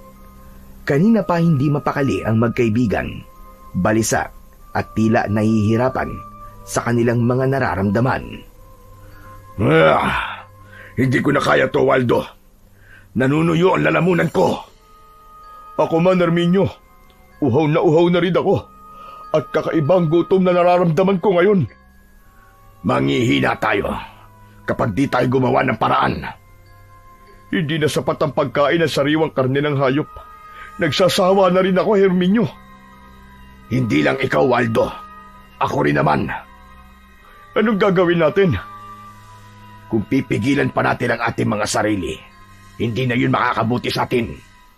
Saka, nagsimula na rin magasik ng lagim ang iba nating kauri. Oo, usap-usapan na rin ang ginagawa nilang pag-atake. Kaya lamang, merong napapabalitang humahadlang. Kung sino man yun, dapat nating malaman. Hindi magtatagumpay ang ating misyon sa baryong ito kung merong makikialam sa atin. Kaya isa yun sa dapat nating malaman. Pero kung ganito ang pakiramdam natin na nangihina at kulang ang lakas, paano natin siya haharapin? Kaya hindi natin dapat pigilan ang ating mga sarili, Herminio. Kung kailangan na natin ng sariwan dugo at laman ng tao, humanap na tayo ng ating magiging pagkain. Huwag na tayong magtiyaga sa mga karne ng hayop. Pagkatapos ng pag-uusap na yon, ay nakabuo na ng desisyon ng magkaibigang aswang kubot. Susundin na nila ang hanap ng kanilang katawan. Sariwang dugo at laman ng tao na siyang magbibigay ng lakas sa kanila upang magawa ang kanilang pakay sa lugar na yon. Kaya ng gabing yon ay handa na ang dalawa upang humanap ng kanilang magiging biktima. Nagtungo sila sa lugar na kakaunti ang nakatira upang malaya nilang magawa ang kanilang gusto. Nag-abang sila ng mga taong aabutan ng dilim sa kalsada. Mas madali sa kanilang mabibiktima ang mga ito. Hanggang 2 lalaking naglalakad ang kanilang nakita. Tamang-tama. Tig-isa tayo, Waldo. Mapapawi na ang matindi nating gutom at uhaw dahil malalamanan na ng sariwan dugo at laman ng tao ang ating mga sikmura. Humarang sina Herminio at Waldo sa mga lalaking naglalakad. Napahinto ang mga to. Parehong kapwa kabataan ang nakasalubong na yon ng magkaibigan. Mga kabataan, mga sariwa. Naamoy ko ang kanilang malinamnam na dugo at laman. Napahinto ang 2 kabataan na nakasalubong ng 2. Nakiramdam ang mga ito nang maramdaman ng mga kabataan na delikado sila ay tumakbo sila papalayo. Kaya lamang biglang nagbago ang anyo ni na Herminio at Waldo. Naging aswang kubot ang 2 at sa isang iglap ay nagawa nilang harangan ang 2 kabataang tumatakbo papalayo upang tumakas. Sa tindi ng takot ay walang nagawa ang mga ito nang biglang sunggaban ng magkaibigan. Sinakal nila ang mga biktima at inumpisahang kagatin ang leeg ng mga ito. Kasunod ay ang sapilitang pagbaon ng kanilang kamay sa katawan gamit ang matutulis na mga kuko. Saglit lang ay bumuo ng kamay ng mga halimaw sa katawan ng 2 kabataan. Dinukot nila ang lamang loob at sarap na nilantakan ng mga yon. Lumilikha pa ng tunog ang bawat pagnasab ng 2 aswang sa laman loob ng kanilang biktima. Ang ginawang pagpatay sa 2 kabataan ni na Herminio at Waldo ay naging malaking balita kinabukasan. Kaya naman, lalong natakot ang mga naninirahan sa Barrio Bartolome. Ang usap-usapan na yon ay agad na nakarating kina Lolo Emilio. Lumalala na ang patayan. Naging mapanganib na ang mga aswang kubot. Bakit ganon, Lolo Emilio? Bakit hindi sila tinulungan ng sundalong pugot? Maaaring nahuli lang siya, lalo na't hindi rin niya alam kung saan naaatake ang mga aswang. Kawawa naman ang pamilya ng 2 kabataang biktima ng aswang, Lolo. Si Betong, nasan nga pala? Sabi niya maglalakad-lakad lang daw po siya. Minsan kasi bigla pa rin siyang umiiyak. Saka sinasanay na rin niya ang sarili niya dito sa sementeryo para daw hindi na po siya matakot. Huwag kang mag-alala. Masasanay din siya po. At gaya ng naipangako natin, kailangan maiganti natin ang sinapit ng nanay at kapatid niya. Sana nga po magpakita na ulit sa atin ang sundalong pugot para matulungan niya po tayo at matulungan din natin siya. Buo ang pag-asa ng maglolo na magpapakita uli sa kanila ang nilalang na maaari nilang hingan ng tulong. Kaya naman, nang sumunod na gabi ay inabangan ng 2 na sana'y magpakita na uli sa kanila ang sundalong pugot. Tila kinasihan naman sila ng pagkakataon dahil habang nag-aabang ang maglolo sa sementeryo ay nakarinig sila ng mga yabag. Nang hanapin nila ang pinagmumulan ng yabag ay nakita nila ang sundalong pugot. Tila alam din ito na hinihintay ang kanyang paglitaw. Dahil alam na ni Lolo Emilio ang paraan ng pakikipag-usap dito, kaya yun na ang kanyang ginawa. Salamat at nagpakita ka ulit sa amin, kaibigang sundalong pugot. Kailangan namin ang tulong mo. At muli, sa pamamagitan ng isip, ay ipinaalam ng sundalong pugot ang kanyang nais sabihin. Lolo, ano pong sabi niya? Inaasahan daw niya na makikita tayo uli, Apo. Alam din niya na kailangan natin ng kanyang tulong. Talaga po, Lo? Saka, ano po bang sinasabi ng sundalong pugot? Gaya ng ibig nating mangyari, tutulungan daw niya tayo para tayo man ay magkaroon ng kakayahan para harapin ang mga aswang kubot na namiminsala dito sa ating baryo. Kung ganun, tama po ang kutob natin, Lo. Nagpapakita po ang sundalong kubot para lipulin po ang mga aswang na umaatake po dito sa Baryo Bartolome. Tama ka, Apo. Dahil ayon sa kanya, base sa pakikipag-usap niya sa akin sa isip, ay isa siyang dating antingero. Kaya lamang ay napatay siya sa isang engkwentro. Nagkaroon ng labanan sa pagitan ng mga sundalo at mga katutubo. At sa pangyayaring yon, ay napugutan siya ng ulo. Sayang naman, hindi pala niya nagamit ang kanyang pagiging antingero sa pakikipaglaban sa mga katutubo. Hindi, Apo. Dahil maging ang mga katutubo ay may taglay ding agimat, kaya nagawa siyang talunin. Subalit ang kanyang pagiging antingero ay may bisa pa rin kontra sa mga aswang. Kahit patay na siya, ang kanyang kaluluwa ay nagpapatuloy sa pagtupad ng kanyang tungkulin bilang isang antingero. Kaya nagpapakita pa rin siya. Yun ang mga sinabi niya sa pamamagitan ng isip. Nasabi niyo po sa akin, Lo, natutulungan niya po tayo, tama po ba? Oo, Apo. Kaya nga nagpakita uli siya. Dumukot sa kanyang suot na pantalon ang sundalong pugot at may inilabas yun.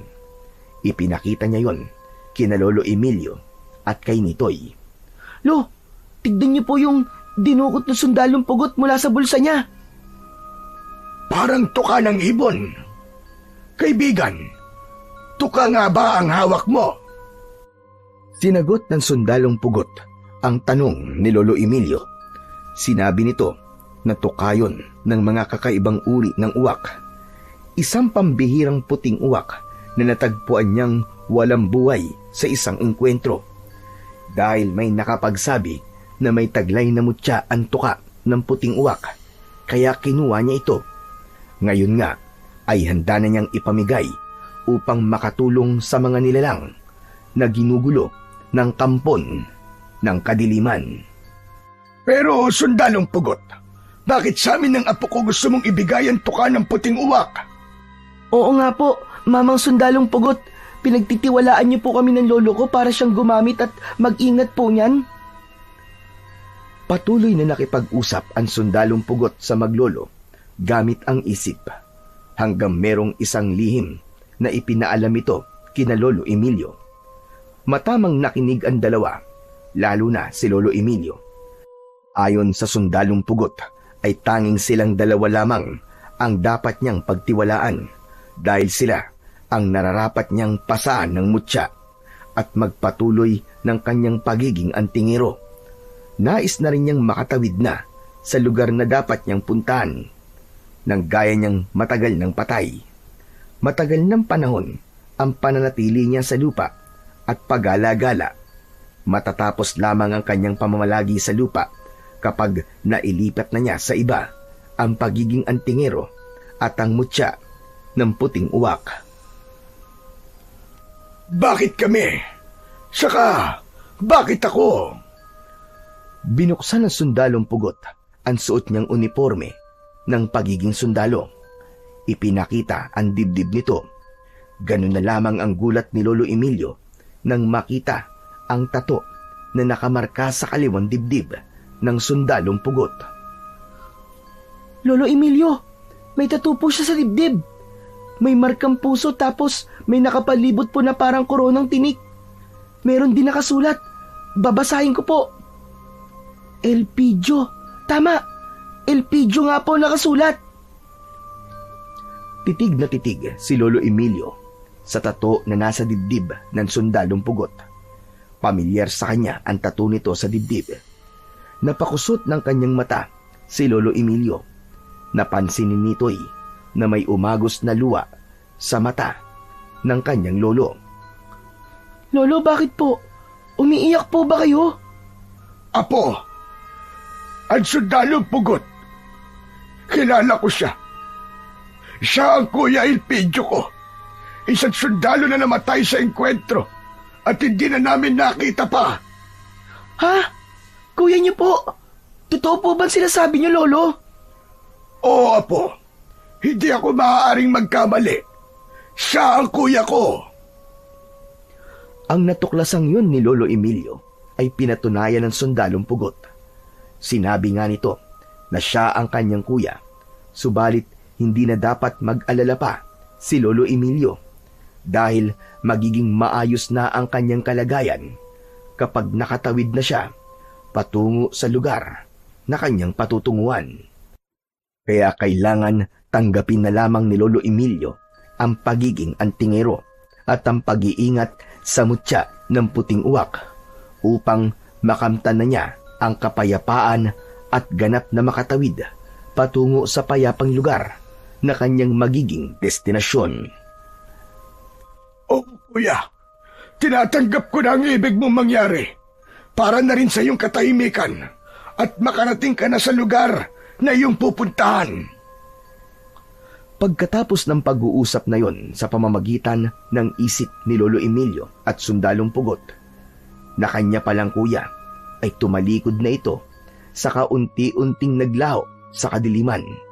Hindi pa rin makapaniwala si Lolo Emilio sa pangyayaring yon, kundi pinagmasdan na lamang niya ang tuka ng puting uwak na nasa kanyang palad.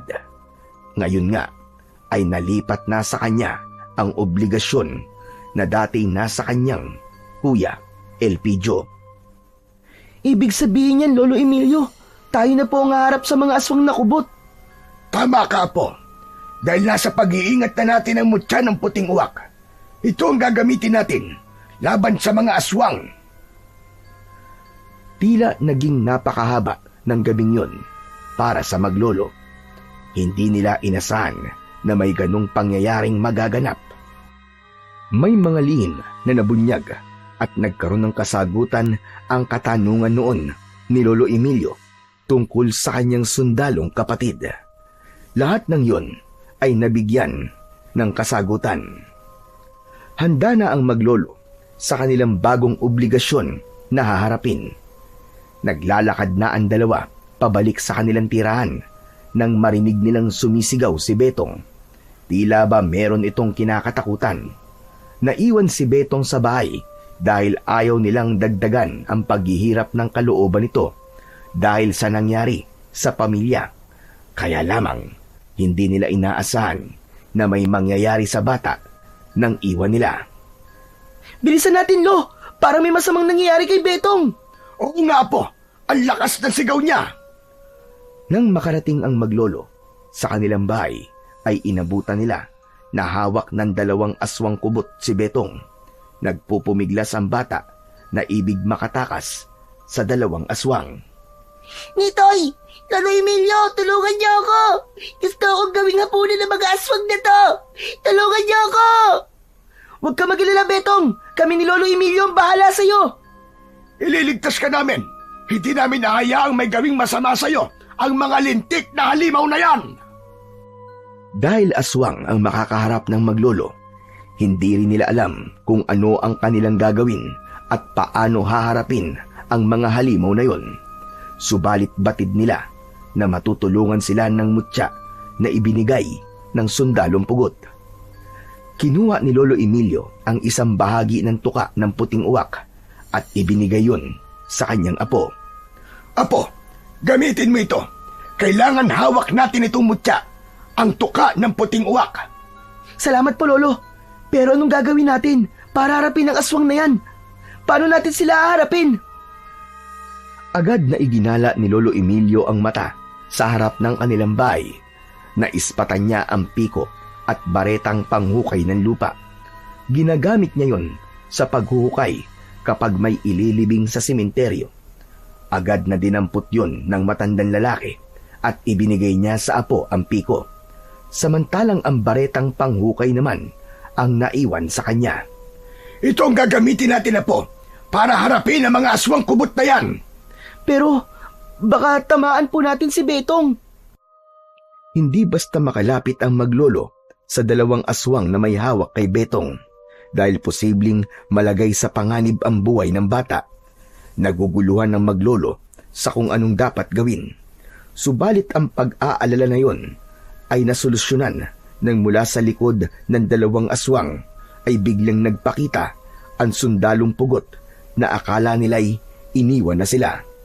Dumampot ng isang bato ang sundalong pugot at ipinukpok yun sa ulo ng dalawang aswang. Dahil sa pangyayaring yun ay nasakta ng mga ito at nabitiwan si Betong. Sa pagkakabitaw ng dalawang aswang sa bata ay nagkaroon naman ng pagkakataon si Betong upang makaalpas sa mga halimaw. Kaya patakbo siyang kumawala sa mga yun. Sinamantala naman ni Lolo Emilio at Nitoy ang pagkakataong yun upang atakihin ang dalawang aswang. Gamit nila ang piko at baretang bakal ay dinaluhong nila ang mga halimaw. Dahil sa taglay na bisa ng mutya ay nagbigay yon ng kakaibang uri ng lakas sa maglolo. Subalit hindi naging madali ang pakikipaglaban ng maglolo sa dalawang aswang kubot dahil may iba pang aswang na dumating at tinulungan ang mga ito. Mga babaeng aswang kubot ang biglang sumulpot doon. Mahahaba ang buhok ng babaeng aswang kubot at nagtataasan ang buhok ng mga ito na tila may sariling buhay. Nagtalikuran ang maglolo para harapin ng mga aswang kubot na ngayon ay nasa kanilang harapan. Tila mga ahas ang mahahabang buhok ng mga babaeng aswang. Biglang pumupulupot sa mga braso nilang may hawak na armas. Subalit agad ding kumakawala ang mga buhok na tila may buhay. Hindi nila kayang pumulupot ng matagal sa katawan ng maglolo dahil tila napapaso at may kakaibang nararamdaman ang mga ito. Isang bagay lang ang dahilan nun. Nagkakaroon na ng bisa sa maglolo ang taglay nilang mutya dahil hindi makapulupot ang gumagalaw na mahabang buhok ng mga aswang kubot. Kaya lalong nagkaroon ng lakas ng loob sina Lolo Emilio at Nitoy upang harapin ang mga kampon ng kadiliman. Akala nyo yata ay maiisahan nyo kami! Nagkakamali kayo! Dapat kayong mamatay mga aswang kubot. Marami pa kayong mapeperwisyo. Kaya hindi namin nahayaang mangyari yon. Hindi kagaya yung mga aswang ang mamamayani dito sa Barrio Bartolome. Wala kayong puwang sa lugar na to. Mga demonyo kayo! Sinunggaban ni Nitoy at hinaribas ng hawak niyang piko ang mga aswang na nasa harapan. Mabilis na nakailag ang mga ito, subalit doble ang bilis ng naging pagkilos ng bata. Ipinagtataka niya ang mabilis niyang pagkilos. Naisip niyang tinutulungan siya ng taglay niyang mutya. Si Lolo Emilio naman ay kanina pa nakaamba para itarak sa katawan ng aswang na nasa harap niya ang hawak na baretang panghukay.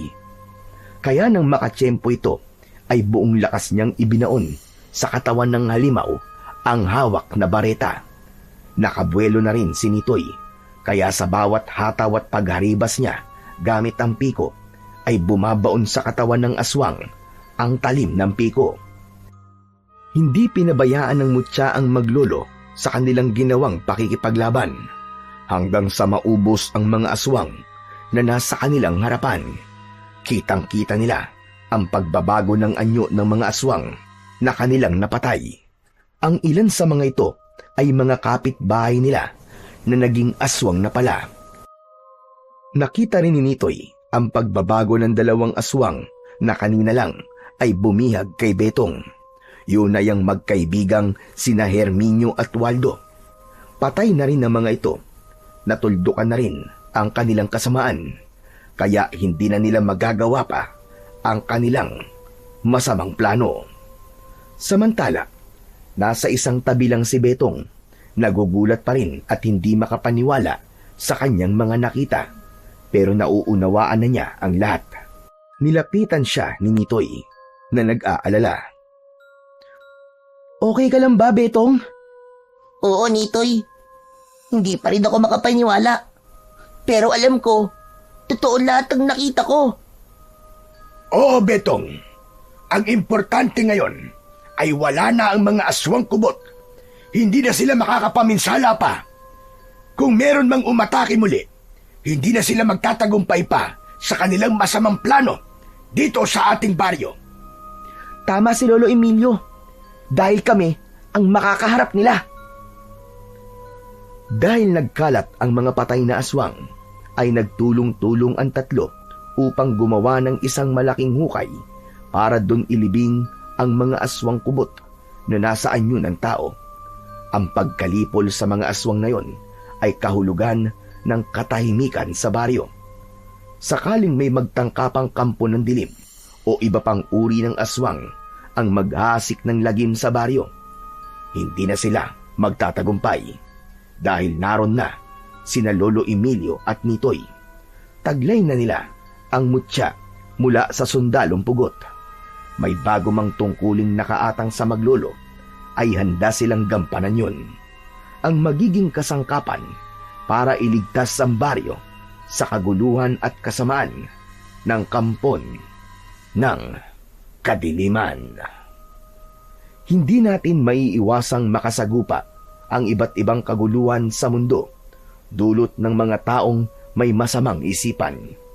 Subalit, huwag tayong makakalimot na laging may paraan ng tadhana kung paano tayo tutulungan ng may kapal upang ito ay ating malagpasan at mapagtagumpayan.